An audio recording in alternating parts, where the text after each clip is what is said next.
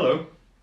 The Mirror today has run a report about Nadine Dorries, so one might have wondered why she was so desperate to get some sort of headlines in the last few days, because she's been popping up everywhere. This is clearly why, because she knew this was coming. The committees in the House of Commons are going to be investigating the 7 or so peerages that Boris Johnson apparently is going to give to people in his own party as his parting gift. This will cause a lot of by-elections, and Liz Truss apparently is very keen to avoid that and to put off the peerages until the next election. One of those peerages is supposed to be Nadine Dorries, and there's a man in the SNP, a man called John Nicholson, a man of great honour and worth, who also sits on the DCMS committee. That's the committee that was part of the ministry that Nadine Dorries headed, the DCMS ministry, the Digital Culture, Media and Sport Ministry, that ridiculous acronym.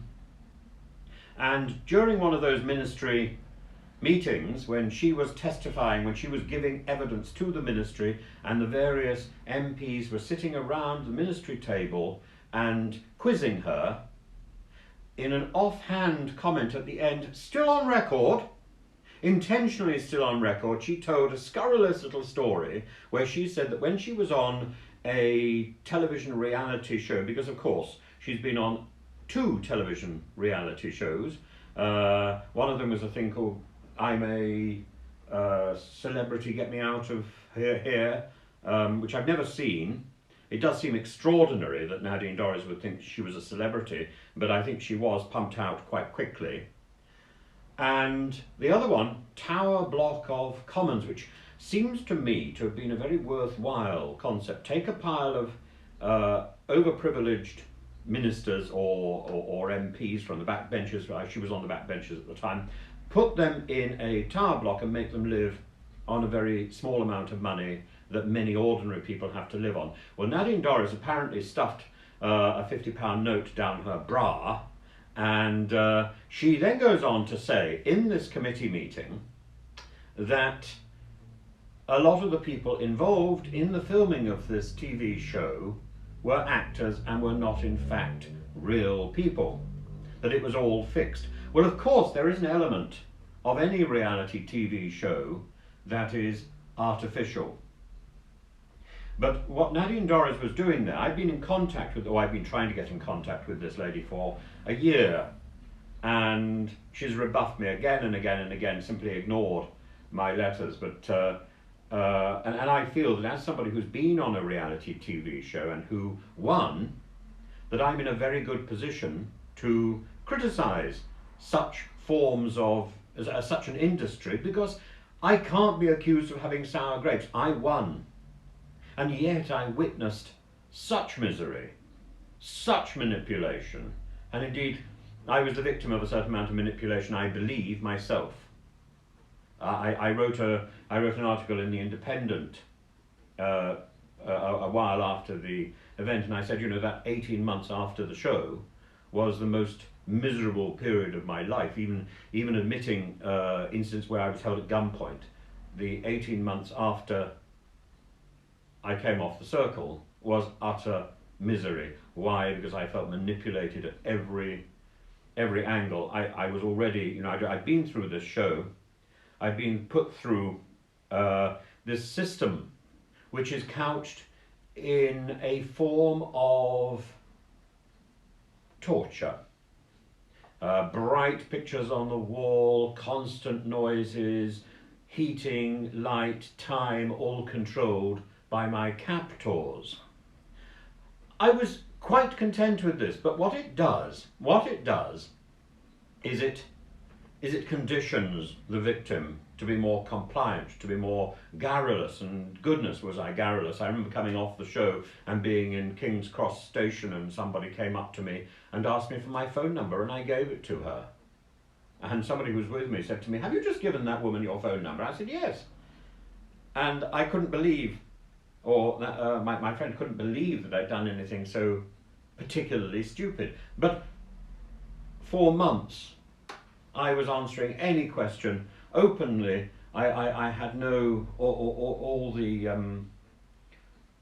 the natural caution disappeared because I'd been so conditioned by this month in captivity. And then I felt that the people who were delegated to look after me really took advantage of the fact that I was vulnerable and compliant. And the damage they did was extraordinary. I have no idea whether it was intentional or whether it was accidental, but I certainly felt deeply hurt.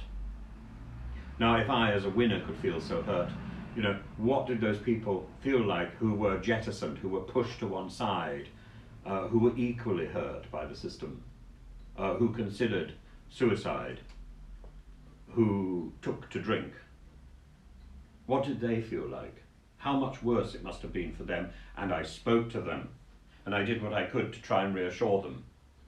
But this is the problem. We shouldn't be in a television world where television is predicated on misery, where entertainment is about a sort of gladiatorial sport. And I wrote to Doris because I thought that as she experienced this thing herself, she must know what it was like. And of course, she didn't reply to me.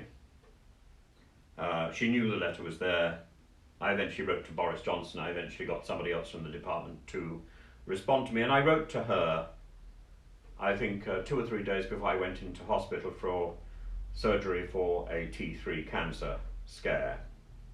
I survived. I'm really quite grateful to have survived, but I didn't think I was going to survive at the time. And I know there was, again, a lot of manipulation with media and stuff.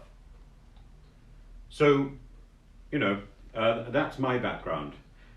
Nadine Dorries, at the end of this committee meeting, went on to allege that she had lunch with a lady who'd been on the Tower Block of London with her, and that her 2 sons were actors, and that indeed a lady who was managing a chemist's store was also an actor, and the whole thing was staged. And this particular lady, it could only have been one person, she's now gone on record to say this isn't true. She never had lunch with Dorries. She wouldn't have had lunch with Dorries even if she'd been asked or paid for lunch.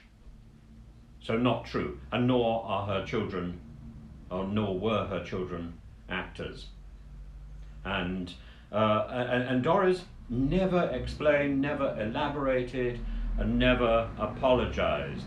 When asked to apologise, she was vague and offhand. If you can't trust the minister of a department to tell the department what is true, and if that minister is inventing what appear to be porky pies, why is it appropriate then to put this person in the House of Lords? And that is a question which the Mirror asks today quite directly. We can perhaps never know whether Dorries told the truth, or whether this lady, or whether Love Productions, or whether Channel 4 told the truth. Love Productions and Channel 4 have both said the allegations made by Dorries that all these people were actors is false, or are false. The lady in question, who we think Dorries is referring to, has said that the allegations are false and no lunch took place. It is a matter of her word against their word. But who is likely to be believed? Now, the other thing which I find so distressing about this is here you've got a minister, a person in power, abusing somebody who she knows has very little money and who in fact is bedbound. It's heartless. It's heartless. It is the behaviour of a gutter snipe and a wretch. How can this person do this? And yet at the same time, she presents herself as a supporter of democracy and independence and truth.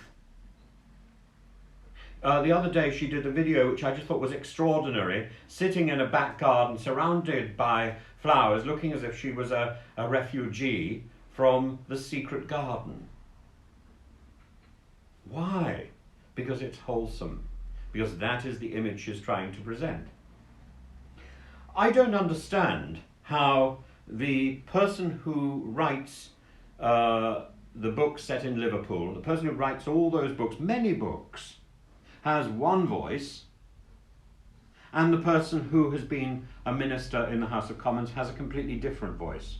I don't understand how these two characters fit together. There seems to be no cohesion. And I do worry about whether or not a minister has actually lied to a committee. As I say, I have no idea. All I can do is present the stories that I've heard or that I've read about. All I can do is say, this was my experience. I know what happened to me. And I'm really sorry. And in fact, I wrote to Nadine Dorries at one point and said, I'm really sorry that you too have experienced something unpleasant in reality TV. You know what it's like.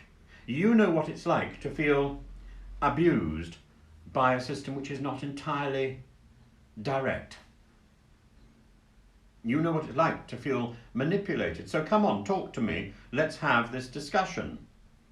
But the allegation is that Nadine Dorries' story, this invented story, this fictitious story, apparently, allegedly, this nonsense, this was a story she told to undermine the credibility of Channel 4. How cheap is she going to get? What she is doing is perpetuating the myths about reality TV rather than the real dangers. The real dangers are that here you've got a television company controlling a series of individuals who have no other source of support. They have no agents. They have no union representation. They have nobody outside the system to help them. And then, after the show is done, the production company continues to manipulate and control them. And now, through the advocacy of people like Nadine Dorries and Oliver Dowden, and now the current minister, the Ofcom expects that control to continue. That is the regulation, that the production companies continue to have control over the people who have been in these shows for probably 18 months. Anyway.